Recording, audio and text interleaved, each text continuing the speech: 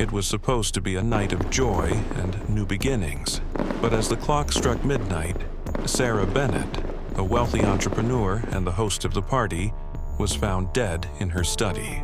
The cause? A single stab wound, and no sign of the weapon.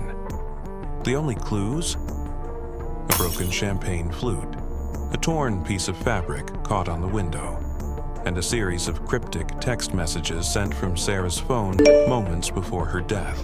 Every guest at the party had a reason to celebrate, or a reason to hide. But 3 people stood out that night. Let's meet our suspects. Suspect 1, Emily Carter, Sarah's business partner.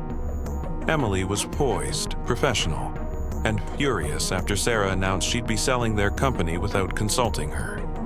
Suspect 2, Michael Bennett, Sarah's estranged husband. Their divorce was finalized just weeks before the party, and sources say he wasn't handling it well.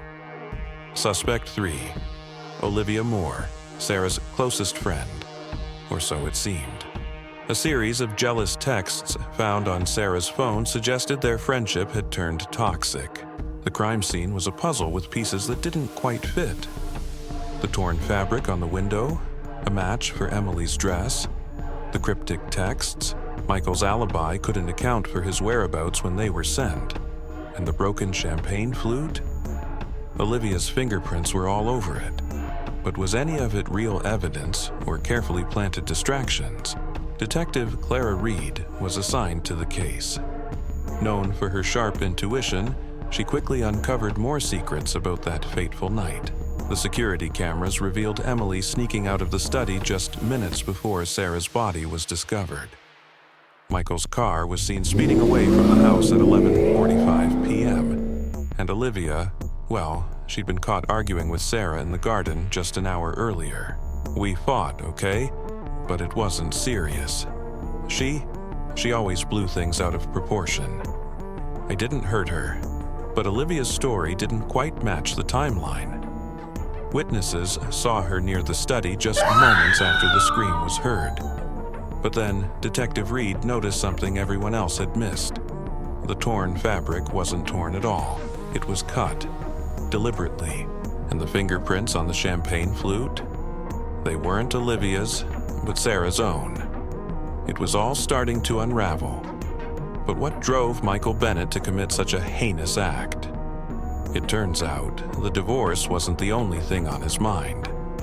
Investigators uncovered a hidden clause in Sarah's will. If Sarah passed away before the final sale of her company, Michael would inherit a significant payout, something he desperately needed to cover his mounting debts. Michael's desperation drove him to manipulate the crime scene, sending fake texts and planting evidence to divert suspicion onto Emily and Olivia. But his carefully constructed plan unraveled under Detective Reed's scrutiny. You left one thing behind, Michael, the scissors, with your prints on them. I didn't mean for it to go this far. I just needed a way out. With Michael behind bars, Emily and Olivia were left to pick up the pieces of their lives. The betrayal cut deeper than the crime itself, leaving scars that would linger long after the New Year fireworks had faded. This case reminds us that the darkest motives often hide behind the brightest celebrations. And don't forget to like, subscribe, and hit the notification bell for more mysteries that will keep you guessing. Until next time.